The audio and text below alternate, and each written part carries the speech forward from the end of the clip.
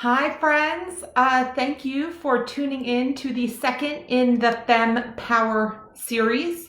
I am Sarah-Nell Walsh. Oh, hi, friends. Thank you for tuning in to the second segment in the Fem Power series. For those of you I don't know, I'm Sarah-Nell Walsh, and I'm a professional certified coach, a former practicing attorney, and a mom to two kids, 7 and 11.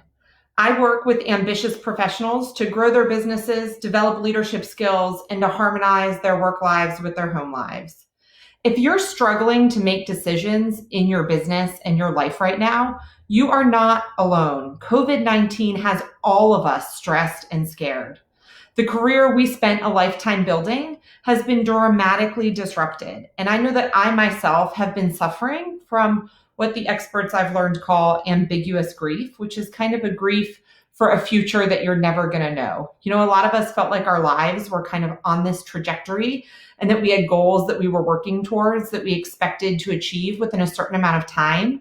And some of that is not going to happen anymore. And that's really sad. And so, how do we hold that sadness of this kind of future that we're never going to live out, or at least not on the timeline we expected, we're going to live it out, and with also the beautiful possibilities that it brings? Some of you probably have more time right now to reflect, and you might have more space to be creative. Some of you are leaning really hard into productivity and getting more done in 24 hours than you ever thought possible. Kudos to you. And some of you are probably paralyzed by anxiety and fear and all the unknowns that are happening right now.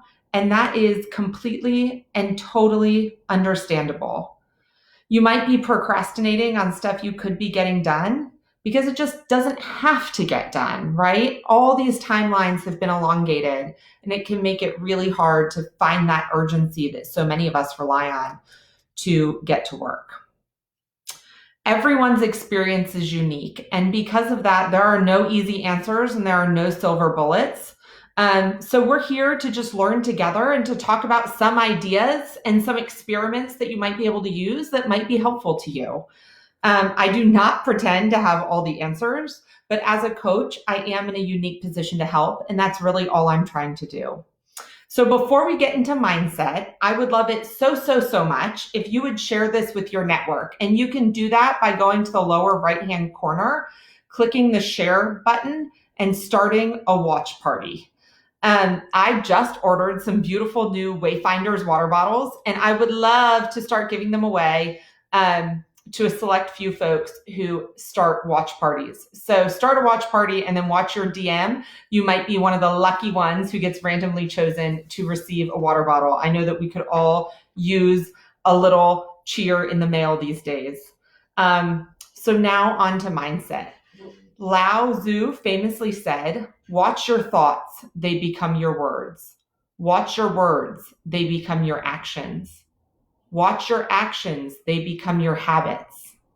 Watch your habits, they become your character. Watch your character, it becomes your destiny." And that really resonates with me. You know, the power of our thoughts is more important than ever right now. I was listening to this book a while back called The Whole Brain Child, and it's by the renowned EQ expert Dan Siegel. And in the book, he explains how to exercise what he calls Mindsight. Mindsight is the ability to understand one's own mind as well as the minds of others.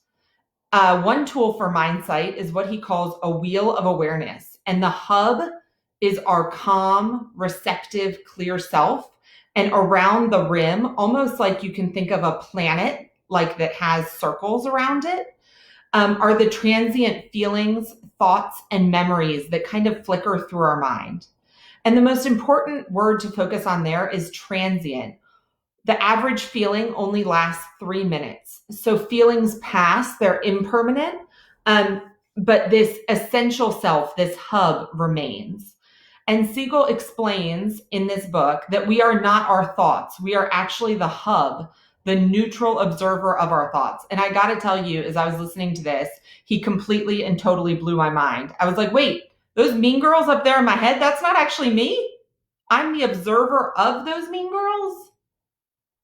Wow, I never knew that. I never had separated myself out like that into the neutral observer position. And then he went on to explain how we can control our thoughts. Sorry, I mean how our children can control their thoughts. When a child exists on the rim of anxiety or is completely enveloped by their feelings, it's really helpful to help them observe that and to draw a connection between that and their essential self or their hub. So you might say something like, if your child's having a lot of anxiety about a swim meet, you might say, yes, I hear how much stress this swim meet is causing you, and I understand what you're going through right now. But you also have a lot of fun at swim meets. We eat Starburst, we sit in the bullpen with our friends. Do you remember having fun at the last swim meet? And you try to draw them back to that essential self and off that rim of feeling.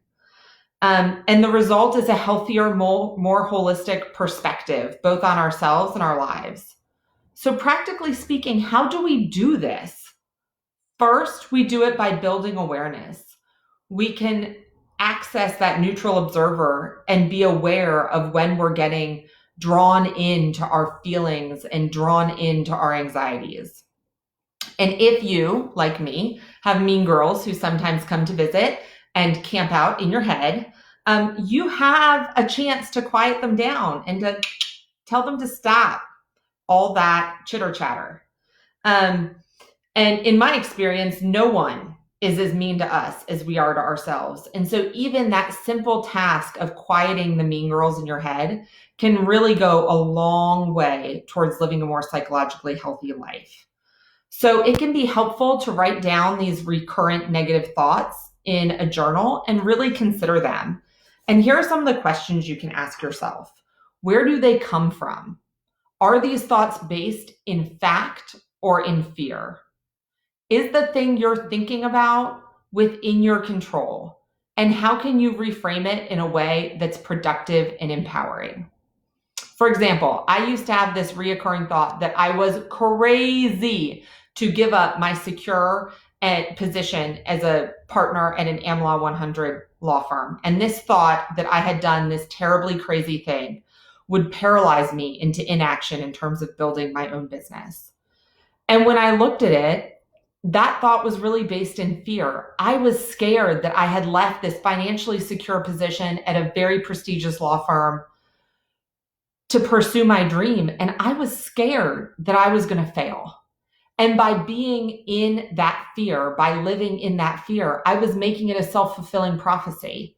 And so I had to find a way to reframe that thought. And I reframed it as it was incredibly brave to leave a secure position as a partner at an AmLaw 100 law firm to start your own business.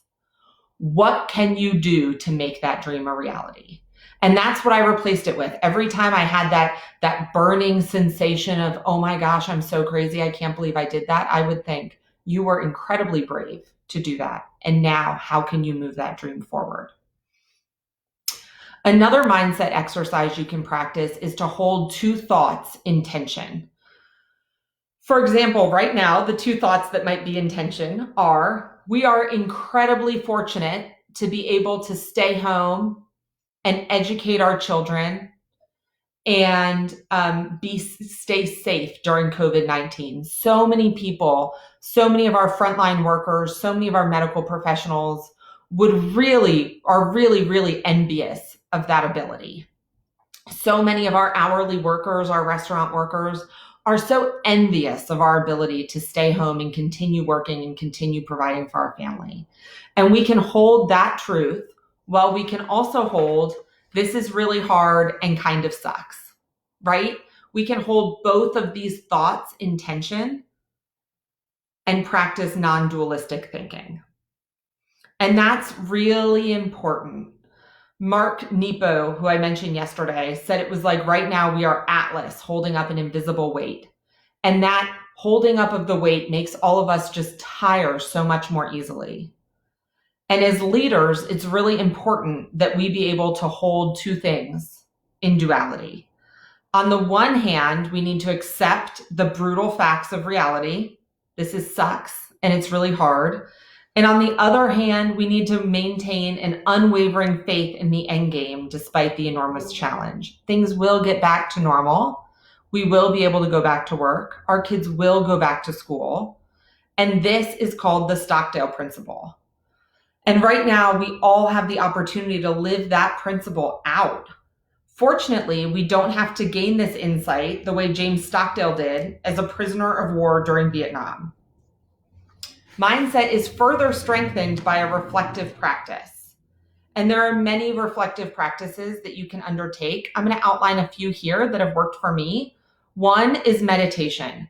And the biggest resistance that I get from my clients when I bring up meditation is, I suck at meditation, Sarah-Nell. Everyone else is so good at it and it just isn't for me because I'm terrible at it.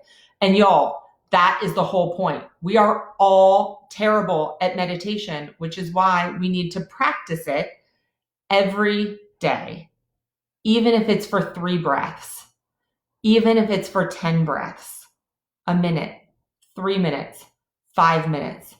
What can you do to practice quieting your mind? And you will see tremendous benefits over time. All the health benefits of meditation have been scientifically proven and are available through this great tool called Google. The second tool, which I've already mentioned, is journaling.